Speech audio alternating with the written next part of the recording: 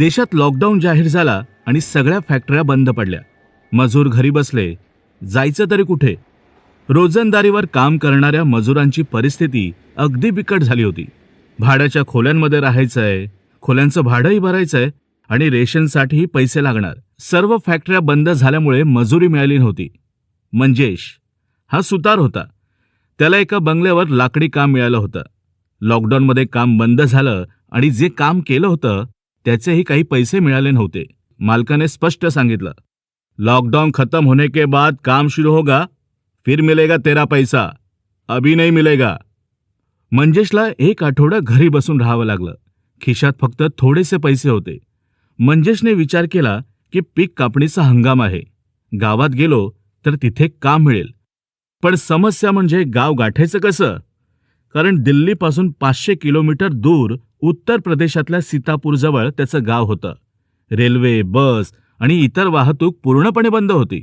तेव्हाच त्याच्यासोबत काम करणारा राजेश आला. मंजेश, ऐकलं का? आनंद विहार बॉर्डरवरून स्पेशल बसेस चालू झाल्यात. पटकन निघूया. आणि त्या बसेस फक्त आजच्यासाठीच आहेत, उद्या नाही मिळणार बघ. इतका ऐकताच मंजेशने आपली बॅग उघडली आणि कपडे कोंबले. बॅग पाठीवर लादून तो राजेश सोबत पायपीट करत आनंदाने विहार बॉर्डरला पोहोचला. बॉर्डरवर अफरातफरी माजली होती. हजारोंच्या संख्येने उत्तर प्रदेश आणि बिहारला जाणारे प्रवासी मजूर आपल्या कुटुंबासह बसच्या प्रतीक्षेत बेचैनीने जमले होते. पण बॉर्डरवर कोणतीही बस नव्हती. एक अफवा पसरली आणि हजारोंच्या संख्येने मजूर कुटुंबासह बॉर्डरवर गोळा झाले होते. दुपारपासून संध्याकाळ झाली पण एकही बस आली नव्हती. हताश झालेल्या मजुरांनी आपल्या गावी जाण्यासाठी पायीच चालायला सुरुवात केली. लोकांना चालत जाताना पाहून मंजेश आणि राजेशही आपली बॅग पाठीवर लादून पायी निघाले. राजेश, सीतापूर 500 किलोमीटर दूर आहे आणि आपलं गाव तिथून 3 किलोमीटर पुढे. किती चालणार आपण पायी आणि केव्हा पोहोचणार रे? चालता चालता मंजेशने राजेशला विचारलं. अरे मंजेश, तू तरुण आहेस, फक्त 10 किलोमीटर चालून थकून गेलास काय? अरे पोचू की आपण, काळजी करू नकोस. हे बघ, इथं काही वाहन नाही, पण पुढे मिळेल की. जिथं वाहन मिळेल तिथपर्यंत चालत जाऊ. राजेशने उत्तर दिलं. मंजेश आणि राजेश यांचं बोलणं ऐकून त्यांच्यासोबत चालणाऱ्या एका मजूर कुटुंबाने त्यांना आवाज दिला. हो पाहुणं, तुम्ही पण सीतापूरला जाताय का? सीतापूर हे नाव ऐकून मंजेश आणि राजेश थांबले. त्यांच्याजवळ एक कुटुंब येऊन थांबलं. आम्ही पण सीतापूरला जातोय. तुमचं गाव कोणतं? मंजेशनं पाहिलं की हे बोलणारा माणूस साधारणतः 40 वर्षांचा असेल. त्याची बायकोही त्याच वयाची दिसत होती. त्यांच्यासोबत 3 मुलं होती. एक मुलगी अंदाजे 18 वर्षांची, तिच्यापेक्षा लहान मुलगा 15 वर्षांचा आणि त्याच्याही पेक्षा लहान मुलगा साधारण 13 वर्षांचा होता. आमचं गाव प्रल्हाद आहे, सीतापूरपासून 3 किलोमीटर पुढे. मंजेशने आपलं गाव सांगितलं आणि त्या माणसाला त्याच्या गावाचं नाव विचारलं. आमचं गाव बसरगाव आहे, सीतापूरपासून 5 किलोमीटर पुढे. आपली गावं शेजारीच आहेत. एकत्र प्रवास केल्याने चांगलं होईल आणि खूप लांबचा प्रवास आहे. प्रवासात थोडी सोबत पण मिळेल. वय वय, चला की एकत्र जाऊया. आता एका ठिकाणीच जायचंय तर वेगळं वेगळं कशाला जायचं ना, एकत्र जाऊ की. आणि मंजेशने त्याला नाव विचारलं. माझं नाव भोलाप्रसाद आहे, ही माझी बायको आणि ही मुलं आहेत. भोलाप्रसाद म्हणाला. मंजेश तरुण होता. आता त्याची नजर भोलाप्रसादच्या मुलीकडे गेली आणि पहिल्याच नजरेत ती मुलगी त्याच्या हृदयाला भिडली. मंजेश तिच्याकडे पाहतच राहिला. त्याची नजर हटतच नव्हती. भोला काका, तुम्ही तुमच्या मुलांची नावं नाही सांगितली. मंजेशने आपलं आणि राजेशचं नाव सांगत विचारलं. आमच्या मुलीचं नाव ममता आहे आणि मुलांची नाव कृष आणि अक्षय. मंजेशला फक्त मुलीचं नाव जाणून घ्यायचं होतं. ममता, खूप छान नाव आहे. त्याचं नाव मने मंजेश आणि तिचं नाव मने ममता. आता दोघांची नावंही जुळून आली होती. मंजेश ममतासोबत चालत होता, पण तिरप्या नजरेने तिच्या चेहऱ्याकडे आणि कधी कधी तिच्या शरीराकडे पाहत होता. तिच्या शरीराच्या आकर्षक वळणांना पाहून तो मनातच तिच्या सोबतच्या जोडप्याचे स्वप्न बघू लागला. मंजेशची नजर फक्त ममतावर खिळली होती. ममताने जेव्हा मंजेशला आपल्याकडे पाहताना पाहिलं तेव्हा तिच्या मनात एक हलचल होऊ लागली. तीही कधी तिरप्या नजरेने तर कधी वळून मंजेशकडे पाहू लागली. मंजेश सडपातळ शरीराचा आणि उंच होता. ममता थोडीशी बुटकी पण भरलेल्या शरीराची मुलगी होती. तरीही तिच्या व्यक्तिमत्वात असं काहीतरी होतं ज्यामुळे कोणीही तिच्याकडे आकर्षित होत होतं. आता चालता चालता रात्र होत आली होती. पायी प्रवासामुळे सगळे थकले होते. सगळे रस्त्याच्या कडेला बसले. त्यांनी आपल्या सोबत आणलेलं घरचं जेवण काढलं आणि खायला सुरुवात केली. काही वेळ रस्त्याच्या कडेलाच बसून सगळे विश्रांती घेत होते. दिल्लीहून निघाले तेव्हा शेकडो लोक मोठ्या उत्साहात निघाले होते. पण हळूहळू सगळ्या वेगवेगळ्या दिशांना फुटले. आता फक्त काही मोजकी लोक मंजेशच्या सोबत उरले होते. आणि तेवढ्यात लांबवरून रेल्वे इंजिनाच्या शिट्टीचा आवाज ऐकू आला. मंजेश आणि राजेश सावध झाले आणि त्या दिशेने कान देऊन ऐकू लागले. मंजेश, रेल्वे चालू आहे वाटतं. हा इंजिनाचा आवाज आहे. राजेश म्हणाला. वै रे राजेश, ती बघ तिकडं, काहीतरी प्रकाश दिसतोय बघ तिकडं. रेल्वे कदाचित थांबली. चल जाऊया, मंजेश म्हणाला. रस्त्याच्या बाजूला एक नाला होता. नाला ओलांडल्यावर रेल्वे पटरी होती आणि तिथे एक मालगाडी थांबली होती. राजेश उठ, याच रेल्वेत बसूया.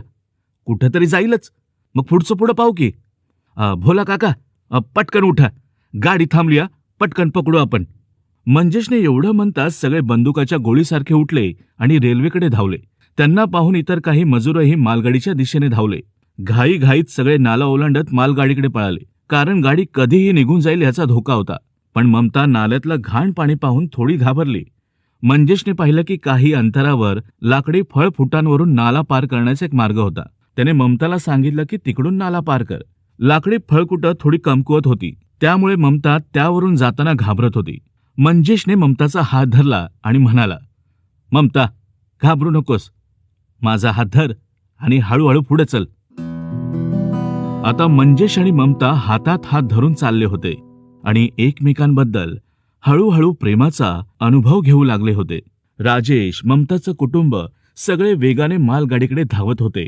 तेवढ्यात इंजिनाने चालायची शिट्टी दिली. सगळे मालगाडीत चढले, पण ममता आणि मंजेश नाला पार करत असल्याने मागे राहिले. मालगाडी हळूहळू चालायला लागली. ममता पटकन पळ, गाडी चालायला लागली, असं म्हणत मंजेशने ममताचा हात धरला आणि वेगाने पळू लागला. मालगाडीची गती जरा कमी होती, म्हणून मंजेश मालगाडीच्या डब्यावर लागलेल्या शिडीवर चढला आणि ममताचा हात पकडून तिला शिडीवर ओढलं. आता त्याच शिडीवर दोघेही एकमेकांना बिलगले होते. हृदयाचे ठोके वेगाने चालू झाले होते. दोघंही हळूहळू धापा टाकत होते. तेवढ्यात एका झटक्याने मालगाडी थांबली. त्या झटक्यामुळे दोघं एकमेकांना अधिकच बिलगले. त्यांचे ओठ एकमेकांना लागले आणि त्या क्षणी त्यांनी एकमेकांच्या शरीरातील उष्णता जाणवली. गाडी थांबताच मंजेश शिडी चढून डब्याच्या छतावर पोहोचला. त्याने ममतालाही हात धरून वर ओढलं. मालगाडी आता हळूहळू चालू झाली. त्या डब्याच्या वरती मंजेश आणि ममता सोडून कोणीही नव्हतं. राजेश आणि ममताचं कुटुंब इतर डब्यांवर बसलं होतं. भोला प्रसादने ममताला हाक दिली. ममताने आवाज देऊन आपल्या कुटुंबाला खात्री दिली की ती आजूबाजूलाच आहे.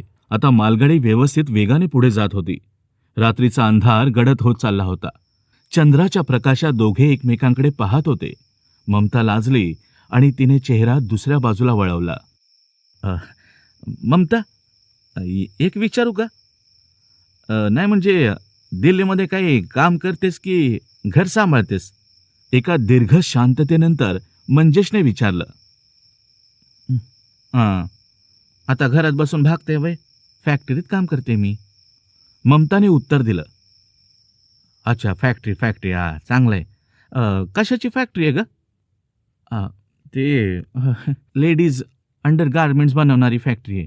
तिथे सगळं बनतं ना, अंतर्वस्त्र, तिथे काम करते. बरं, चांगलंय. आणि बाकीचं काय करतात? पप्पा आणि भाऊ मोजे बनवणाऱ्या फॅक्टरीमध्ये काम करतात. मम्मी आणि मी एकाच फॅक्टरीमध्ये काम करतो. आणि सगळ्यात लहान भाऊ, तो अजून काही करत नाही. शिकतोय तो, पण अभ्यास काही नीट करत नाही. त्याला पण आता कामाला लावायचा विचार करतोय आम्ही. आणि तुम्ही काय काम करता जी? माझ्याकडून सगळं विचारून घेतलं, पण तुमच्याबद्दल काहीच नाही सांगितलं मला. ममताने मंजेशला विचारलं. म्या सुतार काम करतो. लाकडी कामं जी काही असतात ना, ती सगळी करतो बघ. अलमारी, ड्रेसिंग टेबल, बेड, सोफा, दारं, खिडक्या सगळं तयार करतो. आता मी सध्या एका बंगल्यात संपूर्ण लाकडी काम घेतलंय. अर्ध काम झालंय, अर्ध बाकी आहे. वाजी, म्हणजे तुमच्या हातात खूप कला आहे तर. ममताच्या तोंडून कौतुक ऐकून मंजेश खूप खुश झाला. चालत्या मालगाडीच्या डब्याच्या वर बसून ममताला हुक्की लागली आणि तिचं शरीर थोडं पुढे झुकलं. मंजेशने तिला लगेच सावरलं. अगं ममता, जरा जपून, खाली पडशील. मंजेशच्या बाहुपाशात स्वतःला सापडून काही क्षणांसाठी ममता घाबरली, पण स्वतःला सावरत तिने खाली पाहिलं आणि म्हणाली, थँक्यू मंजेशजी, तुमच्या आधारामुळे मी वाचले. नाहीतर माझं आज काय झालं असतं देव जाणे. ममता, तुला एक गोष्ट सांगू का? हो, सांगा की. ममता, कसं आहे ना ममता, ते काय म्हणतात ते ना. अहो सांगा की, काय झालं?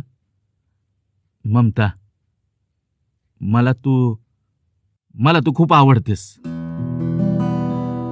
मंजेशचं बोलणं ऐकून ममता अगदी गप्प राहिली. तिला सगळं काही आता कळालं होतं. शांत ममताकडे पाहून मंजेशने विचारलं, नाही म्हणजे सॉरी तुला राग आला असेल तर, पण तुझं काय मत आहे माझ्याबद्दल? अगं बोल की, नाही तर नाही, हाय तर हाय. आता मी काय बोलणार? ममताच्या त्या उत्तरावर मंजेश हसला आणि म्हणाला, बरं ठीक आहे, मी समजलं. जर तुला मी आवडलं नसतं ना, तर तू स्पष्ट नकार दिला असतास मला. मला कळालं हा तुझं उत्तर. वय का? असं आहे वय. हा, आता तुम्ही पण दिसायला चांगलं आहेत की, बघू. अगं मग सांग की, माझं प्रेम स्वीकारशील का? वय, स्वीकारलं. मंजेशने ममताचा हात हातात घेतला. पुढचा प्रवास त्यांच्या एकमेकांच्या डोळ्यात डोळे घालूनच पार झाला. लखनौ स्टेशनवर मंजेश, ममता, राजेश आणि ममताचं कुटुंब मालगाडीतून उतरलं आणि सीतापूरसाठी रस्त्याने पुढे चालायला लागलं. रस्त्यावर चालताना मंजेश आणि ममता स्मितहास्य करत होते. ममताच्या आईने हे पाहिलं आणि तिने ममताला एका बाजूला नेलं आणि रागाने विचारलं, ए पोरे, अगं काही लाज शरम आहे की नाही? का ती पण विकून टाकलीस? त्याला का पाहत होतीस? आणि तोही तुला पाहत होता. रात्री गाडीच्या डब्यावर काय केलंस? आणि तू काही समजते ना तसं काय नाही बघ. अगं मंजेश चांगला मुलगा आहे ग. चांगला म्हणजे काय ग? चांगला म्हणजे काय? ममताच्या आईने तिचा हात धरला. ममता आणि तिच्या आईमधील भांडण मंजेश समजून गेला होता. तो लगेच भोला प्रसादकडे गेला आणि आपल्या मनातलं सांगू लागला, काका, नाही म्हणजे कसं आहे बघा, पहिली गोष्ट म्हणजे राग नका मानू. काका, मी काय म्हणतो माहितीये का, आपलं गाव म्हणजे तुमचं गाव आणि माझं गाव जवळ आहे, बरोबर? मी काय म्हणतोय, तुम्ही माझ्या घरी या.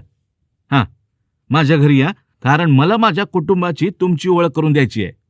मंजेशचं बोलणं ऐकून भोला प्रसाद म्हणाला, म्हणजेच ते ठीक आहे, अरे पण का घरी काय यायचं तुझ्या? काका, कसं आहे ना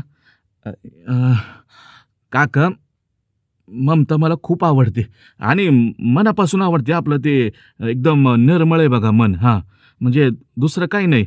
आणि काका, कसं आहे ना, मला तिच्याशी लग्न करायचंय आणि म्हणून आपली दोन्ही कुटुंब भेटून हा निर्णय घेऊ शकतात, एवढी फक्त माझी इच्छा आहे. म्हणून तुम्हाला रिक्वेस्ट करतोय की या की घरी. मंजेशचं हे बोलणं ऐकून ममताच्या आईचा राग पण शांत झाला आणि भोला प्रसादचं कुटुंब मंजेशच्या घरी जाण्यास तयार झाले. लॉकडाऊन जरी अनेक अडचणी घेऊन आला होता, तरी त्याच वेळी त्याने प्रेमही आणलं होतं. मंजेश आणि ममताचं प्रेम मालगाडीत फुललं होतं. सगळेजण पायीच मंजेशच्या गावाकडे निघाले, पण ममता आणि मंजेश हातात हात घालून हसत एका नवीन प्रवासासाठी सज्ज होत होते.